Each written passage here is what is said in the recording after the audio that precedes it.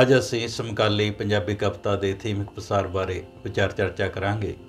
ਭਾਰਤ ਤੇ ਪਾਕਿਸਤਾਨ ਵਿੱਚ ਰਚੀ ਜਾਂਦੀ ਪੰਜਾਬੀ ਕਵਿਤਾ ਤੋਂ ਇਲਾਵਾ ਪ੍ਰਵਾਸੀ ਪੰਜਾਬੀ ਕਵਿਤਾ ਪੰਜਾਬੀ ਸਾਹਿਤ ਦੇ ਥੀਮਿਕ ਪਸਾਰਾਂ ਨੂੰ ਵਿਸ਼ਾਲਤਾ ਪ੍ਰਦਾਨ ਕਰਦੀ ਹੈ। ਵਿਕਸਿਤ ਮੁਲਕਾਂ ਵਿੱਚ ਵੱਸਦੇ ਪੰਜਾਬੀ ਆਪਣੇ ਮਿੱਟੀ ਦੇ ਮੋਹ ਨੂੰ ਬਰਕਰਾਰ ਰੱਖਦੇ ਹੋਏ ਪੰਜਾਬ, ਪੰਜਾਬੀ ਅਤੇ ਪੰਜਾਬੀਅਤ ਦੀ ਖੈਰ ਸੁੱਖ ਮੰਗਦੇ ਹਨ ਅਤੇ ਪੰਜਾਬ ਦੇ ਸਮਾਜਿਕ, ਆਰਥਿਕ, ਰਾਜਨੀਤਿਕ, ਧਾਰਮਿਕ, ਸੱਭਿਆਚਾਰਕ ਹਾਲਾਤ ਉੱਤੇ ਚਿੰਤਾ ਪ੍ਰਗਟਾਉਂਦੇ ਹੋਏ ਪੰਜਾਬ ਦੀ ਖੁਸ਼ਹਾਲੀ ਦੀ ਕਾਮਨਾ ਕਰਦੇ ਹਨ। ਇੰਗਲੈਂਡ, ਅਮਰੀਕਾ, ਕੈਨੇਡਾ, ਆਸਟ੍ਰੇਲੀਆ ਆਦਿ ਮੁਲਕਾਂ ਵਿੱਚ ਵੱਸਦੇ ਪੰਜਾਬੀ ਪ੍ਰਵਾਸ ਦੇ ਅਨੁਭਵ ਨੂੰ ਆਪਣੀ ਸ਼ਾਇਰੀ ਦਾ ਵਿਸ਼ਾ ਵਸਤੂ ਬਣਾਉਂਦੇ ਹਨ। ਸੱਭਿਆਚਾਰਕ ਉਦਰੇਵਾਂ ਅਤੇ ਪਦਾਰਥਕ ਜੀਵਨ ਸ਼ੈਲੀ ਪ੍ਰਵਾਸੀ ਪੰਜਾਬੀ ਨੂੰ ਪੰਜਾਬ ਵਿੱਚ ਬਿਤਾਏ ਜੀਵਨ ਦੀਆਂ ਅਭੁੱਲ ਯਾਦਾਂ ਨਾਲ ਜੋੜੀ ਰੱਖਦੀ ਹੈ। ਭੂ ਹੇਰਵਾ ਅਤੇ ਜੀਵਨ ਦੀ ਨੀਰਸਤਾ ਅਤੀਤ ਤੇ ਵਰਤਮਾਨ ਦਾ ਸੰਵਾਦ ਰਚਾਉਂਦੀ ਹੈ। ਉਦਾਹਰਨ ਪੇਸ਼ ਹੈ। ਐਸਾ ਭੱਠ ਪਏ ਪਰਦੇਸ, ਮੋਢੇ ਪੂਰੀ ਨਾ ਕੋਈ ਖੇਸ, ਮੇਰਾ ਬੁੱਤ ਵਸਦਾ ਪਰਦੇਸ, ਮੇਰਾ ਦਿਲ ਵਸਦਾ ਹੈ ਦੇਸ। ਸ਼ੇਰ ਸਿੰਘ ਕਮਲ, ਕੱਚ ਦੀਆਂ ਮੁਦਰਾਂ। ਮਹਿਕ ਵਿਹੂਣੇ ਫੁੱਲ ਤੇਰੀ ਅਮਰੀਕਾ ਦੇ, ਪਿਆਰ ਬਕੇਂਦਾ ਮੁੱਲ ਇਹ ਕੀ ਤਰੀਕਾ ਏ, ਹੰਝੂਆਂ ਵਾਂਗਰ ਪਾਣੀ ਸੱਜਣਾ, ਮੁਲਕ ਤੇਰੇ ਦਾ ਖਾਰਾ, ਮਸ਼ੀਨਾਂ ਸੰਗ ਮਸ਼ੀਨ ਬਣ ਗਿਆ ਮਾਨਵ ਇੱਥੇ ਸਾਰਾ, ਮੰਗਿਆ ਵੀ ਨਾ ਮਿਲਦਾ ਅੜਿਆ, ਪਲ ਵੀ ਇੱਕ ਉਧਾਰਾ, ਨਿਤ ਟੁੱਟਣ ਪਰਿਵਾਰ ਇਹ ਕੀ ਸਲੀਕਾ ਹੈ, ਨੀਲਮ ਸੈਣੀ ਹਰਫਾਂ ਦੀ ਡੋਰ। ਪ੍ਰਵਾਸੀ ਕਵਿਤਾ ਵਿੱਚ ਜਿੱਥੇ ਵਾਪਸ ਪੰਜਾਬ ਪਰਤਣ ਦੀ ਤੀਬਰ ਇੱਛਾ ਹੈ, ਉੱਥੇ ਵਾਪਸ ਪਰਤਣ ਅਤੇ ਬਸੇ ਰਹਿਣ ਦਾ ਦਵੰਧ ਵੀ ਉਜਾਗਰ ਹੋਇਆ ਹੈ। ਦੋ ਚਿੱਤੀ ਦੀ ਅਵਸਥਾ ਮਾਨਸਿਕ ਤਣਾਅ ਦਾ ਕਾਰਨ ਬਣਦੀ ਹੈ। ਉਦਾਹਰਨ ਪੇਸ਼ ਹੈ। ਇੱਕ ਪਾਸੇ ਤਾਂ ਜੀ ਕਰਦਾ ਹੈ ਮੁੜ ਜਾਵਾਂ, ਇੱਥੇ ਮੇਰਾ ਕੁਝ ਨਾ ਨਿਸ਼ਚਿਤ ਨਾ ਪੱਕਾ ਸਿਰਨਾਮਾ, ਇਹ ਧਰਤੀ ਖਬਰੇ ਕਦ ਮੇਰੀ ਬਣਨੀ ਕਿ ਨਾ ਬਣਨੀ, ਅਜਮੇਰ ਰੋਡੇ ਸ਼ੁਭ ਚਿੰਤਨ। ਇਹ ਕਿਹੋ ਜਿਹੇ ਹਾਲਾਤ ਸਨ ਜੋ ਸਾਨੂੰ ਵਾਪਸ ਜਾਣ ਨਹੀਂ ਦਿੰਦੇ।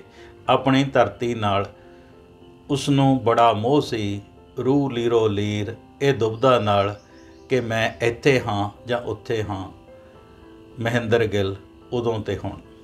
20ਵੀਂ ਸਦੀ ਦੀ ਪੰਜਾਬੀ ਪ੍ਰਵਾਸੀ ਕਵਿਤਾ ਪ੍ਰਵਾਸੀ ਮੁਲਕ ਨੂੰ ਅਪਣਾਉਣ ਅਤੇ ਉਸ ਦੀ ਖੈਰ ਸੁੱਖ ਮੰਗਣ ਤੋਂ ਇਨਕਾਰੀ ਸੀ, ਪਰੰਤੂ ਸਮਕਾਲੀ ਕਵਿਤਾ ਪ੍ਰਵਾਸੀ ਮੁਲਕ ਪ੍ਰਤੀ ਵੀ ਸ਼ੁਭ ਕਾਮਨਾਵਾਂ ਪ੍ਰਸਤੁਤ ਕਰਦੀ ਹੋਈ ਸੰਕੀਰਨਤਾ ਤੋਂ ਮੁਕਤੀ ਹਾਸਲ ਕਰਦੀ ਹੈ। ਹੁਣ ਪ੍ਰਵਾਸ ਮੁਲਕ ਪ੍ਰਤੀ ਵੀ ਮੋਹ ਦਾ ਰਿਸ਼ਤਾ ਕਾਇਮ ਹੋ ਰਿਹਾ ਹੈ, ਜੋ ਦ੍ਰਿਸ਼ਟੀਕੋਣ ਵਿੱਚ ਆਈ ਵਿਸ਼ਾਲਤਾ ਦਾ ਸਬੂਤ ਹੈ। ਉਦਾਹਰਨ ਪੇਸ਼ ਹੈ।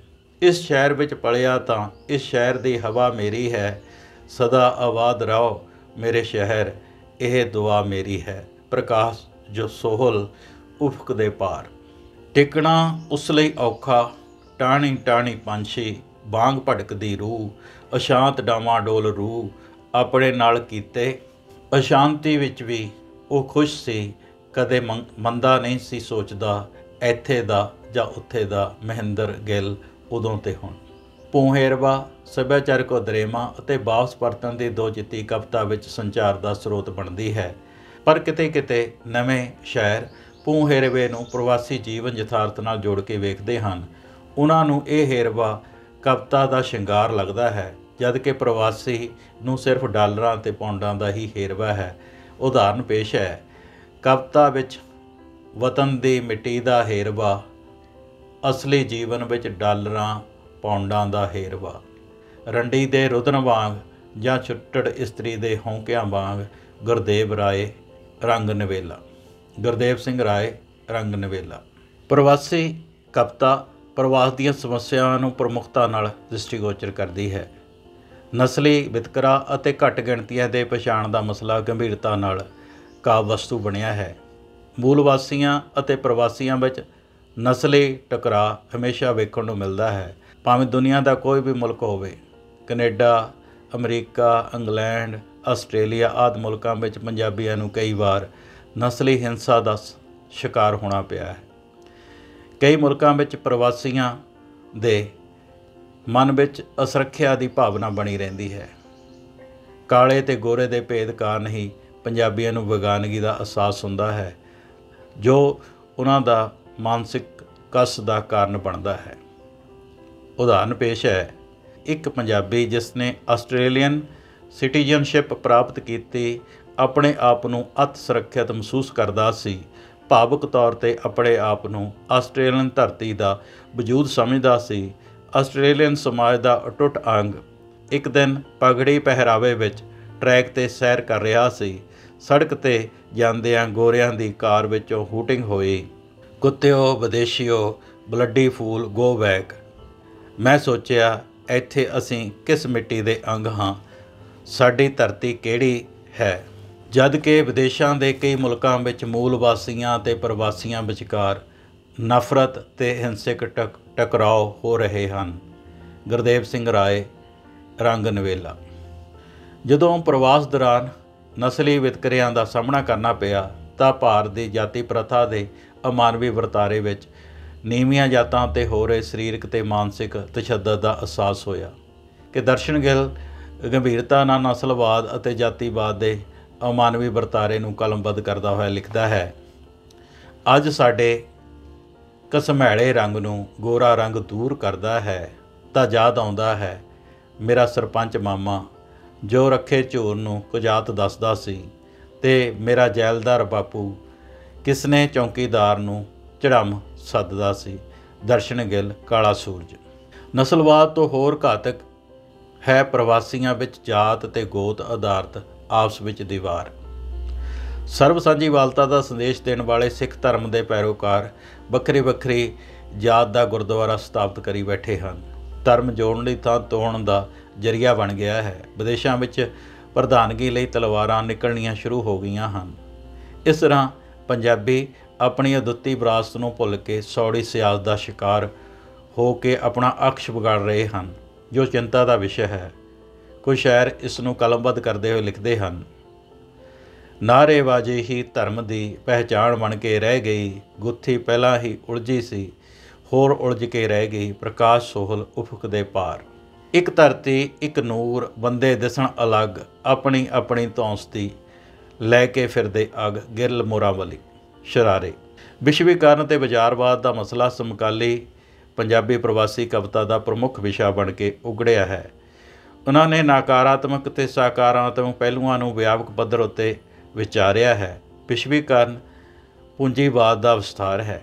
ਵਿਸ਼ਵੀਕਰਨ ਸਧਾਰਨ ਵਿਅਕਤੀ ਲਈ ਸੁਹਾਵਣਾ ਅਹਿਸਾਸ ਹੈ, ਪਰ ਇਸ ਨੇ ਵਿਸ਼ਵ ਦੀ ਆਰਥਿਕਤਾ, ਧਾਰਮਿਕਤਾ, ਰਾਜਨੀਤੀ, ਸੱਭਿਆਚਾਰ ਅਤੇ ਸਿੱਖਿਆ ਨੂੰ ਬੁਰੀ ਤਰ੍ਹਾਂ ਪ੍ਰਭਾਵਿਤ ਕੀਤਾ ਹੈ।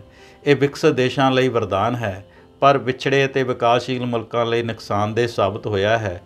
ਵਿਕਸਿਤ ਮੁਲਕਾਂ ਨੇ ਅਣਵਿਕਸਿਤ ਮੁਲਕਾਂ ਨੂੰ ਆਪਣਾ ਮਾਲ ਵੇਚਣ ਦੀ ਮੰਡੀ ਬਣਾ ਲਿਆ ਹੈ। ਬਾਜ਼ਾਰਵਾਦ ਵਿਸ਼ਵੀਕਰਨ ਦੀ ਉਪਜ ਹੈ ਤੇ ਬਾਜ਼ਾਰਵਾਦ ਦਾ ਪ੍ਰਭਾਵ ਸੰਚਾਰ ਦੇ ਸਾਧਨਾਂ ਰਾਹੀਂ ਸਾਡੇ ਤੱਕ ਪਹੁੰਚ ਗਿਆ ਹੈ। ਟੈਲੀਵਿਜ਼ਨ, ਕੰਪਿਊਟਰ, ਮੋਬਾਈਲ ਰਾਹੀਂ ਬਾਜ਼ਾਰ ਸਾਨੂੰ ਹਰ ਵਕਤ ਪ੍ਰਭਾਵਿਤ ਕਰ ਰਿਹਾ ਹੈ। ਖਾਣਾ, ਪਹਿਨਣਾ, ਸੌਣਾ, ਜਾਗਣਾ, ਆਉਣਾ ਜਾਣਾ, ਪਸੰਦ ਨਾ ਪਸੰਦ, ਖਰੀਦਣਾ ਵੇਚਣਾ ਆਦਿ ਸਭ ਬਾਜ਼ਾਰ ਤੇ ਸੰਚਾਰ ਸਾਧਨ ਨਿਰਧਾਰਿਤ ਕਰਦੇ ਹਨ। ਖਪਤ ਸੱਭਿਆਚਾਰ ਨੇ ਮਨੁੱਖ ਦੀ ਮਾਨਸਿਕਤਾ ਨੂੰ ਭੰਗ ਕਰ ਦਿੱਤਾ ਹੈ। ਪ੍ਰਵਾਸੀ ਪੰਜਾਬੀ ਕਵਿਤਾ ਵਿਸ਼ਵੀਕਰਨ ਤੇ ਬਾਜ਼ਾਰਵਾਦ ਦੇ ਸਿੱਧੇ ਸਿੱਧੇ ਪ੍ਰਭਾਵ ਨੂੰ ਤੀਖਣਤਾ ਨਾਲ ਪ੍ਰਸਤੁਤ ਕਰਦੀ ਹੈ। ਵਿਸ਼ਵੀਕਰਨ ਦੀ ਹਨੇਰੀ ਵਿਗਿਆਨ ਦਾ ਅਦਭੁਤ ਕ੍ਰਿਸ਼ਮਾ ਹੈ, ਜੋ ਕਿ ਅਟੱਲ ਹੈ। ਭਾਸ਼ਾਵਾਂ ਦਾ ਟਕਰਾਓ ਹੈ, ਸੱਭਿਆਚਾਰਾਂ ਦਾ ਟਕਰਾਓ ਹੈ, ਮਨ ਵਿੱਚ ਹਲਚਲ ਹੈ। ਗੁਰਦੇਵ ਸਿੰਘ ਰਾਏ, ਰੰਗ ਨਵੇਲਾ। ਅਮਰੀਕਾ ਦੇ ਆਰਥਿਕ ਸਮੁੰਦਰ ਵਿੱਚ ਤੈਰਦਾ ਹਰ ਮਗਰਮੱਛ ਵੱਡੀਆਂ ਮੱਛੀਆਂ ਨੂੰ ਨਿਗਲ ਆਪਣੇ ਵੱਡੇ ਸਾਰੇ ਜਵਾੜੇ ਭੇੜ, ਕਪਟ ਦੇ ਅਥਰੂ ਕੇਰ, ਨੀਲਮ ਸੈਣੀ, ਹਰਫਾਂ ਦੀ ਡੋਰ। ਕੋਠੀ ਵੀ ਹੈ, ਕਾਰਾਂ ਵੀ ਨੇ, ਸੁੱਖ ਦੇ ਸਾਧਨ ਥੇਰੇ, ਕਿਉਂ ਫਿਰਦੇ ਨੇ ਲੋਕ ਹਰਾਸੇ, ਪਤਾ ਨਹੀਂ। ਸਵਰਨ ਸਿੰਘ, ਪਰਵਾਨਾ, ਭਾਈਚਾਰਾ। ਪਦਾਰਥਵਾਦ ਦੇ ਪ੍ਰਭਾਵ ਕਾਰਨ ਮਨੁੱਖ ਪਦਾਰਥ ਪ੍ਰਾਪਤੀ ਦੀ ਦੌੜ ਵਿੱਚ ਦਿਨ ਰਾਤ ਰੁੱਝਿਆ ਹੋਇਆ ਹੈ। ਜੀਵਨ ਮੁੱਲਾਂ ਨੂੰ ਵਿਸਾਰ ਕੇ ਅਜੀਵਨ ਭੋਗ ਰਿਹਾ ਹੈ। ਮਨੁੱਖੀ ਰਿਸ਼ਤਿਆਂ ਵਿੱਚ ਮੋਹ ਦੀ ਥਾਂ ਧਨ ਦੇ ਲੋਭ ਨੇ ਲੈ ਲਈ ਹੈ। ਵਰਤਮਾਨ ਪ੍ਰਸਥਿਤੀਆਂ ਵਿੱਚ ਮਨੁੱਖ ਅਸਤਿਤਵ ਨੂੰ ਮਨੁੱਖ ਤੋਂ ਹੀ ਖਤਰਾ ਪੈਦਾ ਹੋ ਗਿਆ ਹੈ ਤੇ ਪਦਾਰਥਿਕ ਦੌੜ ਵਿੱਚ ਮਨੁੱਖ ਨਿੱਜ ਕੇਂਦਰਿਤ ਹੋ ਕੇ ਰਹਿ ਗਿਆ ਹੈ। ਆਦਮੀ ਦੀ ਸੋਚ ਨੂੰ ਅਧਰੰਗ ਹੋਇਆ ਜਾਪਦਾ, ਜੀਣ ਦੀ ਇਹ ਲਾਲਸਾ ਮੌਤ ਦਾ ਸਮਾਨ ਹੈ। ਸਵਰਨ ਸਿੰਘ, ਪਰਵਾਨਾ, ਭਾਈਚਾਰਾ। ਆਦਮੀ ਨੂੰ ਆਦਮੀ ਦੀਆਂ ਦੌਲਤਾਂ ਨੇ ਮਾਰਿਆ, ਦੌਲਤਾਂ ਤੋਂ ਬਚ ਗਿਆ ਤਾਂ ਸ਼ੌਹਰਤਾਂ ਨੇ ਮਾਰਿਆ। ਸਵਰਨ ਸਿੰਘ, ਪਰਵਾਨਾ, ਭਾਈਚਾਰਾ। ਹਰ ਰਿਸ਼ਤਾ ਕਾਮ ਦਾ ਰਿਸ਼ਤਾ ਸਿੱਕਿਆਂ ਦੇ ਸਾਹਮਣੇ, ਹਰ ਰਿਸ਼ਤਾ ਹੀ ਸਸਤਾ ਹੈ। ਪਵਿੱਤਰ ਤੋਂ ਪਵਿੱਤਰ ਰਿਸ਼ਤਾ ਇਸ ਕੋਠੇ 'ਤੇ ਆ ਕੇ ਅੱਗ ਦੀ ਅੱਗ ਵਿੱਚ ਢਲ ਜਾਂਦਾ ਹੈ। ਧੂੰਆਂ ਨਿਕਲਣ ਤੋਂ ਪਹਿਲਾਂ ਹੀ ਵਲ ਜਾਂਦਾ ਹੈ। ਬਰਫ਼ ਦਾ ਗੋਲਾ ਅੱਗ ਦਾ ਪਿੰਡਾ ਤਰ ਜਾਂਦਾ ਹੈ। ਰਿਸ਼ਤਿਆਂ ਦਾ ਸੱਚ ਇਸ ਅਰਜ਼ਲ 'ਤੇ ਆ ਕੇ ਮਰ ਜਾਂਦਾ ਹੈ। ਚੰਦ ਸਿੰਘ ਰਚਿਤ ਮੈਂ ਪਗਡੰਡੀ ਮੰਜ਼ਲ ਤੇ ਕਮਰਾ। ਪ੍ਰਵਾਸੀ ਪੰਜਾਬੀ ਕਵਿਤਾ ਨਾਰੀਵਾਦੀ ਮਸਲਿਆਂ ਨੂੰ ਵਿਸ਼ਵ ਦਰਸ਼ਨ ਦੀ ਰੋਸ਼ਨੀ ਵਿੱਚ ਸੰਵਾਦ ਦਾ ਵਿਸ਼ਾ ਬਣਾਉਂਦੀ ਹੈ। ਸ਼ਸ਼ੀ ਸਮੁੰਦਰਾ, ਸੁਰਜੀਤ ਕਲਸੀ, ਅਮਰ ਜੋਤੀ, ਦਲਵੀਰ ਕੌਰ ਆਦਿ ਕਵਿੱਤਰੀਆਂ ਪਿਤਰੀ ਸਦਾ ਦੌਰਾਨ ਔਰਤ ਨਾਲ ਹੋ ਰਹੇ ਅਮਾਨਵੀ ਵਿਵਹਾਰ ਵਿਰੁੱਧ ਆਵਾਜ਼ ਉਠਾਉਂਦੀਆਂ ਹਨ। ਉਹ ਇਤਿਹਾਸ ਅਤੇ ਮਿਥਿਹਾਸ ਦੇ ਹਵਾਲਿਆਂ ਨਾਲ ਵਰਤਮਾਨ ਵਿੱਚ ਔਰਤ ਦੀ ਤਰਾਸਦੀ ਨੂੰ ਬਿਆਨਦੀਆਂ ਹਨ। ਇਹ ਸੀਤਾ ਅਤੇ ਹੇਲਿਆ, ਦ੍ਰੋਪਦੀ ਆਦਿ ਦੇ ਜੀਵਨ ਵਰਤਾਂਤ ਦੀ ਪੁਨਰ ਵਿਆਖਿਆ ਕਰਦੀਆਂ ਹਨ ਅਤੇ ਨਾਰੀ ਚੇਤਨਾ ਦੇ ਨਵੇਂ ਪ੍ਰਪੇਖ ਨੂੰ ਸੰਚਾਰਦੀਆਂ ਹਨ। ਉਦਾਹਰਨਾਂ ਪੇਸ਼ ਹਨ। ਸਮੇਂ ਦੀ ਨਰ ਰਾਜਨੀਤੀ ਨੇ ਫਿਰ ਅਹਿਲਿਆ ਨੂੰ ਫਿਰ ਬੇਵਫਾ ਠਹਿਰਾਇਆ। ਸ਼ਰਾਪ ਨੇ ਉਸ ਦੇ ਜਿਸਮ ਤੇ ਜਾਨ ਨੂੰ ਪੱਥਰ ਦੇ ਬੁੱਤ ਵਿੱਚ ਵਟਾਇਆ। ਸੁਰਜੀਤ ਕਲਸੀ, ਰੰਗ ਮੰਡਲ। ਮੈਨੂੰ ਸੀਤਾ ਨਾ ਕਹੋ, ਮੈਂ ਜ਼ਿੰਦਗੀ ਦੀ ਅਗਨੀ ਪ੍ਰੀਖਿਆ ਤੋਂ ਪਹਿਲਾਂ ਆਪਣੇ ਹਮਸਫ਼ਰ ਸੰਗ ਦਲੀਲ ਨਾਲ ਗੱਲ ਕਰਨੀ ਹੈ। ਅਮਰ ਜੋਤੀ, ਮੈਨੂੰ ਸੀਤਾ ਨਾ ਕਹੋ। ਮੈਂ ਇੱਕ ਔਰਤ, ਮੇਰੀ ਹੋਂਦ, ਮੇਰਾ ਗੌਰਵ, ਮੇਰੀ ਖੁਸ਼ਬੂ, ਮੇਰਾ ਜਿਸਮ, ਮੇਰੀ ਜ਼ਿੰਦਗੀ। ਤੂੰ ਇੱਕ ਮਰਦ ਅਜਨਬੀ, ਤੇਰੀ ਮਰਦਾਨਗੀ ਤੈਨੂੰ ਮੁਬਾਰਕ। ਇਹ ਤੇਰੀ ਜ਼ਿੰਦਗੀ, ਮੈਂ ਜ਼ਿੰਦਗੀ ਦੀ ਅੱਧੀ ਤਾਕਤ ਤੇ ਕੁੱਲ ਤਾਕਤ ਦੀ ਜਨਮਦਾਤੀ ਹਾਂ। ਰਾਣੀ ਨਗਿੰਦਰ, ਕਾਲੀਆਂ ਮੋਰਨੀਆਂ, ਪੰਨਾ ਕਾਠ। ਪ੍ਰਵਾਸੀ ਪੰਜਾਬੀ ਕਵਿਤਾ ਪ੍ਰਵਾਸੀ ਮਨੁੱਖ ਦੀ ਮਾਨਸਿਕ ਟੁੱਟ ਭੱਜ, ਅਕਲਤਾ, ਵੇਗਾਨਗੀ, ਜੜਹੀਣ ਅਹਿਸਾਸ, ਅਤ੍ਰਿਪਤੀ ਅਤੇ ਕਾਹਲ ਨੂੰ ਸੂਖਤਾ ਨਾਲ ਅੰਕਿਤ ਕਰਦੀ ਹੈ। ਪਦਾਰਥਕ ਖੁਸ਼ਹਾਲੀ ਦੇ ਬਾਵਜੂਦ ਮਨੁੱਖ ਦਾ ਮਨ ਮੁਰਝਾਇਆ ਹੋਇਆ ਹੈ। ਕਾਹਲ ਵਿੱਚ ਖਾਣਾ, ਪੀਣਾ, ਪਹਿਨਣਾ, ਸੌਣਾ ਤੇ ਸੁਪਨੇ ਲੈਣਾ ਜੀਵਨ ਦਾ ਅੰਗ ਬਣ ਗਿਆ ਹੈ। ਲਗਭਗ ਹਰੇਕ ਪ੍ਰਵਾਸੀ ਸ਼ਹਿਰ ਜੀਵਨ ਦੀ ਬਦਲਦੀ ਨੁਹਾਰ ਦੀ ਨਿਸ਼ਾਨਦੇਹੀ ਕਰਦਾ ਹੈ। ਇਸ ਮੁਲਕ ਦਾ ਪਹਿਲਾ ਲੱਛਣ ਕਾਹਲੀ ਕਾਹਲੀ ਲੁਚ-ਲੁਚ ਕਰਨਾ, ਗੋਲੀ ਲੈ ਕੇ ਸੌਣਾ, ਕਾਹਲੀ ਕਾਹਲੀ ਸੁਪਨੇ ਲੈਣਾ, ਉੱਠਣਾ ਤੇ ਤੁਰ ਜਾਣਾ। ਅਜਮੇਰ ਰੋਡੇ, ਸ਼ੁਭ ਚਿੰਤਨ। ਘਰ ਆਪਣੇ ਵਿੱਚ ਰਹਿੰਦਾ ਲੇਕਿਨ ਭੋਗਾਂ ਜਿਵੇਂ ਬਣਵਾਸ ਜਿਹਾ, ਕੁਛ ਵੀ ਨਾ ਰਹਿ ਜਾਂਦਾ ਬਾਕੀ, ਟੁੱਟ ਜਾਂਦਾ ਜਦੋਂ ਵਿਸ਼ਵਾਸ ਜਿਹਾ। ਪ੍ਰਕਾਸ਼ ਸੋਹਲ, ਉਫਕ ਦੇ ਪਾਰ। ਅਸੀਂ ਜੋ ਲੋਕ ਭਗਤੀ ਦੇ ਸੁਨੇਹੇ ਸਾਂ, ਬੈਂਕ ਦੀ ਕਾਪੀ ਦੀ ਮੁਸਕਰਾਉਂਦੀ ਹੋਈ ਤਿਉੜੀ ਹੀ ਰਹਿ ਗਏ ਹਾਂ। ਕਾਰਾਂ ਦੀ ਟੁੱਟਦੀ ਕਿਸ਼ਤ ਹਾਂ ਜਾਂ ਗਹਿਣੇ ਘਰਾਂ ਦੇ, ਸਾਊ ਅਕੇਵੇਂ ਹਾਂ, ਹੋਰ ਬਸ ਕੁਝ ਵੀ ਨਹੀਂ ਹਾਂ। ਉਪਜੀਵਕਾ ਦੀ ਤਲਾਸ਼ ਵਿੱਚ ਘਰੋਂ ਟੁਰੇ ਦਰਿਆਵਾਂ ਵਰਗੇ ਲੋਕ ਬਹੁਤ ਵਾਰ ਅਕਲਤਾ, ਬਹਿਵਲਤਾ, ਮੌਤ ਅਤੇ ਹਨੇਰੇ ਦੇ ਮਾਰੂਥਲ ਵਿੱਚ ਗੁਆਚ ਜਾਂਦੇ ਹਾਂ। ਮਨਮੀਤ ਮੀਤ, ਲੱਕੜ ਦੇ ਘੋੜੇ। ਜਿੱਥੇ ਪ੍ਰਵਾਸੀ ਪੰਜਾਬੀ ਪ੍ਰਵਾਸ ਦੌਰਾਨ ਅਨੇਕਾਂ ਸੰਕਟਾਂ ਨਾਲ ਜੂਝ ਰਿਹਾ ਹੈ, ਉੱਥੇ ਉਹ ਵਿਦੇਸ਼ ਵਿੱਚ ਵਸਦਾ ਹੋਇਆ ਭਾਰਤ, ਖਾਸ ਕਰਕੇ ਪੰਜਾਬ ਦੇ ਸਮਾਜਿਕ, ਆਰਥਿਕ, ਰਾਜਨੀਤਿਕ, ਸਮਾਜਿਕ, ਧਾਰਮਿਕ ਤੇ ਸੱਭਿਆਚਾਰਕ ਸੰਕਟਾਂ ਅਤੇ ਸਥਿਤੀਆਂ ਪ੍ਰਸਥਿਤੀਆਂ ਤੋਂ ਚਿੰਤਤ ਹੈ। ਪ੍ਰਵਾਸੀ ਪੰਜਾਬੀ ਕਵਿਤਾ ਵਿੱਚ ਸਮਕਾਲੀ ਹਾਲਾਤ ਉੱਤੇ ਚਿੰਤਾ ਤੇ ਚਿੰਤਨ ਕਰਕੇ ਆਪਣੇ ਪ੍ਰਤੀਕਰਮ ਨੂੰ ਦਰਜ ਕੀਤਾ ਗਿਆ ਹੈ। ਪੰਜਾਬ ਦੇ ਅਣਸੁਖਾਵੇਂ ਹਾਲਾਤ ਪ੍ਰਵਾਸੀਆਂ ਦੇ ਮਾਨਸਿਕ ਤਣਾਅ ਦਾ ਕਾਰਨ ਬਣਦੇ ਹਨ। ਸੰਵੇਦਨਸ਼ੀਲ ਸ਼ਹਿਰ ਆਪਣੀ ਸੰਵੇਦਨਾ ਨੂੰ ਪ੍ਰਗਟਾਉਣ ਬਿਨਾਂ ਨਹੀਂ ਰਹਿ ਸਕਦਾ। ਰਾਜਾ ਹੈ ਦੇਖ ਕਿੰਨਾ ਖੁਸ਼, ਭਾਵੇਂ ਜਨਤਾ ਬੇਜ਼ਾਰ। ਆਮ ਆਦਮੀ ਲੁੱਟਿਆ ਜਾ ਰਿਹਾ ਹੈ, ਬਸ ਮਾਰੋ ਮਾਰ ਹੈ। ਪ੍ਰਕਾਸ਼ ਸੋਹਲ, ਉਫਕ ਦੇ ਪਾਰ। ਉਹ ਨੀਲੀ ਪੋਚਮੀ ਵਾਲਾ ਵੀ ਰਾਜੇ ਦਾ ਬੰਦਾ ਹੈ। ਧਰਮ ਦੇ ਨਾਂ ਨੂੰ ਵੇਚ ਖਾਣਾ ਬਸ ਇਸ ਦਾ ਧੰਦਾ ਹੈ। ਪ੍ਰਕਾਸ਼ ਸੋਹਲ, ਉਫਕ ਦੇ ਪਾਰ। ਬਣ ਬਣ ਬੈਠਣ ਪੀਰ ਪੈਗੰਬਰ, ਮਿੱਠੇ ਮਿੱਠੇ ਬਣ ਬਣ ਠੱਗ। ਨਾਰ ਪਰਾਈ ਧਨ ਬੇਗਾਨਾ, ਮਾਨਣ ਚੁੱਪ ਚਪੀਤੇ। ਗੁਰਸ਼ੰਤ ਸਿੰਘ ਅਜੀਬ, ਪੁਸ਼ਪਾਂਜਲੀ। ਕਿਉਂ ਮਾਰਦੇ ਲੋਕੋ ਧੀਆਂ ਨੂੰ, ਇਹ ਪੁੱਤਾਂ ਨਾਲੋਂ ਘੱਟ ਨਹੀਂ ਕਰਦੇ ਜਦ ਹੱਤਿਆ ਨੌਹਾਂ ਦੀ। ਕਿਉਂ ਪੈਂਦੀ ਦਿਲ ਨੂੰ ਸੱਟ ਨਹੀਂ, ਇਹ ਸੋਚ 'ਤੇ ਕਿਉਂ ਅਟਕੇ ਹੋ। ਧੀਆਂ ਧਨ ਪਰਾਇਆ ਨੇ, ਘਰ ਵਿੱਚ ਹਨ ਲక్ష్ਮੀ ਲੋਕੋ, ਕੁਦਰਤ ਦਾ ਸਰਮਾਇਆ ਨੇ। ਨੀਲਮ ਸੈਣੀ, ਹਰਫਾਂ ਦੀ ਡੋਰ। ਪ੍ਰਵਾਸੀ ਪੰਜਾਬੀ ਕਵਿਤਾ ਭਾਰਤੀ ਮਿਥਾਸ ਨੂੰ ਨਵੇਕਲੇ ਦ੍ਰਿਸ਼ਟੀਕੋਣ ਤੋਂ ਪੁਨਰ ਸਿਰਜਿਤ ਕਰਦੀ ਹੈ। ਲੋਕ ਸਾਹਿਤ ਜਿਵੇਂ ਪੰਜਾਬੀ ਸਾਹਿਤ ਦਾ ਆਧਾਰ ਹੈ, ਉੱਥੇ ਮਿਥਿਹਾਸ ਭਾਰਤੀ ਦਰਸ਼ਨ ਦਾ ਆਧਾਰ ਹੈ। ਇਹ ਗੱਲ ਨੋਟ ਕਰਨ ਵਾਲੀ ਹੈ ਕਿ ਮਿਥਿਹਾਸ ਜਿਹੜਾ ਹੈ ਉਹ ਭਾਰਤੀ ਦਰਸ਼ਨ ਦਾ ਆਧਾਰ ਹੈ। ਭਾਰਤੀ ਜੀਵਨ ਯਥਾਰਥ ਨੂੰ ਸਮਝਣ ਲਈ ਇਤਿਹਾਸ ਦੇ ਨਾਲ ਨਾਲ ਮਿਥਿਹਾਸ ਦਾ ਅਧਿਐਨ ਵੀ ਜ਼ਰੂਰੀ ਹੈ।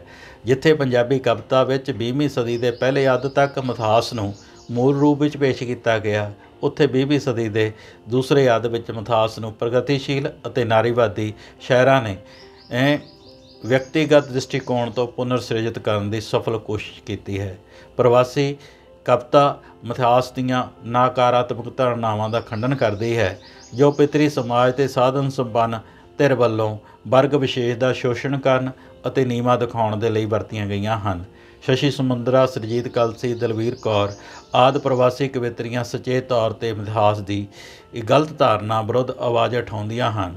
ਉਹ ਨਵੀਂ ਕਾਵਿ ਦ੍ਰਿਸ਼ਟੀ ਨਾਲ ਮਿੱਥ ਭੰਜਨ ਕਰਦੀਆਂ ਹੋਈਆਂ ਕਈ ਸਵਾਲ ਖੜ੍ਹੇ ਕਰਦੀਆਂ ਹਨ ਅਤੇ ਪੂਰਵ ਧਾਰਨਾ ਨੂੰ ਬਦਲਣ ਦਾ ਸੰਦੇਸ਼ ਦਿੰਦੀਆਂ ਹਨ। ਸ਼ਿਵ ਕੁਮਾਰ ਬਟਾਲਵੀ ਨੇ ਜਿਵੇਂ ਕਾਦਰਯਾਰ ਰਚਿਤ ਕਿਸੇ ਪੂਰਨ ਭਗਤ ਨੂੰ ਲੂਣਾ ਰਾਹੀਂ ਨਵੇਂ ਅਰਥ ਦੇਣ ਦੀ ਸਫਲਤਾ ਹਾਸਲ ਕੀਤੀ, ਸਦੀਆਂ ਤੋਂ ਦਰਕਾਰੀ ਲੂਣਾ ਨੂੰ ਬੇਕਸੂਰ ਸਾਬਤ ਕੀਤਾ ਤੇ ਰਾਜੇ ਸਲਵਾਨ ਨੂੰ ਕਸੂਰਵਾਰ ਠਹਿਰਾਇਆ।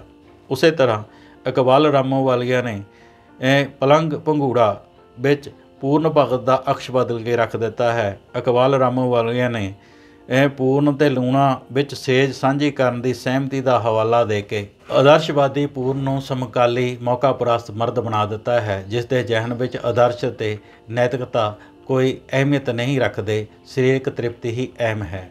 ਲੂਣਾ ਦੇ ਡਾਇਲੌਗ ਹਨ: ਸ਼ੋ ਤੇਰੀ ਵਿੱਚ ਪੂਰਨ, ਬਾਪ ਤੇਰੇ ਦੀ ਖਰੀ ਗਰਮੈਸ਼ ਹੈ, ਸੰਘਣੀ ਮਰਦਾਨਗੀ ਦੀ ਗੁਣਗੁਣਾਉਂਦੀ ਮਹਿਕ ਹੈ। ਇਕਬਾਲ ਰਾਮੋਵਾਲੀਆ, ਪਲੰਗ ਪੰਘੂੜਾ। ਪੂਰਨ ਉਸ ਦਾ ਜਵਾਬ ਦਿੰਦਾ ਹੋਇਆ ਕਹਿੰਦਾ ਹੈ: ਪਤੀ ਤੇ ਪੁੱਤਰ ਵਿਚਾਲੇ ਬਹੁਤ ਸੂਖਮ ਭੇਦ ਹੈ, ਉਹ ਨੰਗਾ ਵਿਛਾਉਣਾ ਹੈ ਪੰਘੂੜਾ ਵੀ ਮਾਸੂਮ, ਪਰ ਇਸ ਦੇ ਅੰਦਰ ਕਿਤੇ ਬੇਚੈਨ ਸੁੱਤੀ ਸੇਜ ਹੈ। ਪੂਰਨ ਦਾ ਲੂਣਾ ਨੂੰ ਪਲੰਗ ਵੱਲ ਤੋਰਨਾ: ਇਸ ਵਿਛਾਉਣੇ ਤੇ ਤੂੰ ਮੈਨੂੰ ਥਾਪੜ ਕੇ ਸੁਲਾ, ਮੇਘ ਹੋਈਆਂ ਛਾਤੀਆਂ 'ਚੋਂ ਛਲਕਦੀ ਲੋਰ ਝੰਗਾ, ਮੇਰਿਆਂ ਅੰਗਾਂ 'ਚੋਂ ਵੀ ਸਲਵਾਨ ਸੁੱਤੇ ਨੂੰ ਜਗਾ, ਮੇਰੇ ਅੰਗਾਂ 'ਚੋਂ ਹੀ ਸਲਵਾਨ ਸੁੱਤੇ ਨੂੰ ਉਠਾ ਕੇ ਥਲ ਰਹੀ ਛਲਕਦੀਆਂ, ਮੇਘ ਹੋਈਆਂ ਛਾਤੀਆਂ 'ਚੋਂ ਛਲਕਦੀ ਲੋਰ ਝੰਗਾ, ਮੇਰੇ ਅੰਗਾਂ 'ਚੋਂ ਹੀ ਸਲਵਾਨ ਸੁੱਤੇ ਨੂੰ ਉਠਾ ਕੇ ਵਲ ਰਹੀ ਚਾਦਰ ਬਣਾ, ਬਿਸਤਰੇ ਉੱਤੇ ਵਿਛਾ, ਇਉਂ ਪਲੰਗ ਪੰਘੂੜੇ ਨੂੰ ਇੱਕ ਦੂਸਰੇ ਅੰਦਰ ਬਿਠਾ।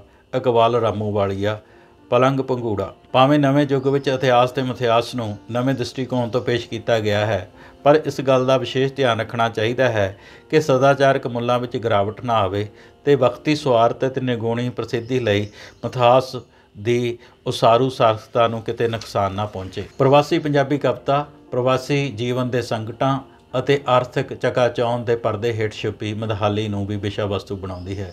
ਸੰਵੇਦਨਸ਼ੀਲ ਸ਼ਾਇਰ ਜਿੱਥੇ ਨਿੱਜ ਕੇਂਦਰਿਤ ਵੇਦਨਾ ਨੂੰ ਸ਼ਬਦਾਂ ਦਾ ਜਾਮਾ ਪਹਿਨਾਉਂਦੇ ਹਨ, ਉੱਥੇ ਵਿਸ਼ਵ ਪੱਧਰ 'ਤੇ ਹੋ ਰਹੀ ਉਥਲ ਪੁਥਲ ਨੂੰ ਸੂਖਮ ਦ੍ਰਿਸ਼ਟੀ ਨਾਲ ਕਵਿਤਾ ਦਾ ਵਿਸ਼ਾ ਬਣਾਉਂਦੇ ਹਨ। ਆਮ ਲੋਕ ਪ੍ਰਵਾਸ ਦੀ ਲੁਭਾਵਣੀ ਰੋਸ਼ਨੀ ਵਿੱਚ ਪ੍ਰਵਾਸ ਦੇ ਸੰਕਟ ਵਾਰੀਆਂ ਨੂੰ ਦਰਕਿਨਾਰ ਕਰਕੇ ਪ੍ਰਵਾਸ ਲਈ ਉਤਾਵਲੇ ਰਹਿੰਦੇ ਹਨ। ਪ੍ਰਵਾਸੀ ਕਵਿਤਾ ਉਹਨਾਂ ਨੂੰ ਭਰਮ ਮੁਕਤ ਕਰਕੇ ਯਥਾਰਥ ਦੇ ਰੂਬਰੂ ਕਰਾਉਂਦੀ ਹੈ। ਸੁਰਜੀਤ ਕਲਸੀ ਦੀ ਕਵਿਤਾ ਖੇਤ ਮਜ਼ਦੂਰਨਾ ਪ੍ਰਵਾਸੀ ਪੰਜਾਬਣਾਂ ਦੀ ਤਰਾਸਦੀ ਨੂੰ ਸੂਖਮਤਾ ਨਾਲ ਬਿਆਨਦੀ ਹੈ। ਨੀਲਮ ਸੈਣੀ ਦੀ ਕਵਿਤਾ ਸਾਡਾ ਹੱਕ ਅਮਰੀਕਾ ਵਰਗੇ ਵਿਕਸਿਤ ਮੁਲਕ ਵਿੱਚ ਪੈਦਾ ਹੋ ਰਹੀ ਭੁੱਖਮਰੀ ਤੇ ਮੰਗਤਿਆਂ ਦੀ ਵੱਧ ਰਹੀ ਕਤਾਰ ਉੱਤੇ ਆਪਣਾ ਪ੍ਰਤੀਕਰਮ ਦਰਜ ਕਰਦੀ ਹੈ। ਦੁਨੀਆ ਦੇ ਸਭ ਤੋਂ ਵੱਧ ਸ਼ਕਤੀਸ਼ਾਲੀ ਤੇ ਵਿਕਸਿਤ ਦੇਸ਼ਾਂ ਦੇ ਚੌਂਕਾਂ 'ਤੇ ਨਿੱਤ ਹੀ ਤੱਕਦੀ ਹਾਂ, homeless hungry god bless you ਦੀ ਤਖਤੀ ਫੜੀ ਮੰਗਤਿਆਂ ਦੀ ਵੱਧ ਰਹੀ ਕਤਾਰ। ਨੀਲਮ ਸੈਣੀ, ਹਰਫਾਂ ਦੀ ਡੋਰ।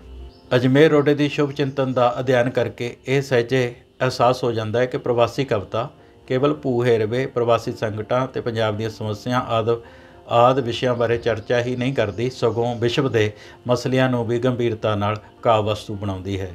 ਅਜਮੇਰ ਰੋਡੇ ਇਥੋਪੀਆ ਅਤੇ ਮਾਸਕਟ ਵਿੱਚ ਕਾਲ ਦੇ ਦੌਰਾਨ ਪੈਦਾ ਹੋਈ ਭੁੱਖਮਰੀ ਦਾ ਰੂਹ ਕੰਬਾਊ ਚਿਤਰਨ ਕਰਦਾ ਹੈ। ਸ਼ਾਇਰ ਲਿਖਦਾ ਹੈ, ਬੈਂਕਾਕ ਦੁਨੀਆ ਦੇ ਉਹਨਾਂ ਸ਼ਹਿਰਾਂ ਵਿੱਚ ਹੈ ਜਿੱਥੇ ਵੇਸ਼ਵਾ ਸਮੱਸਿਆ ਕਲਕੱਤੇ ਤੋਂ ਵੀ ਸ਼ਰਮਨਾਕ ਹੈ।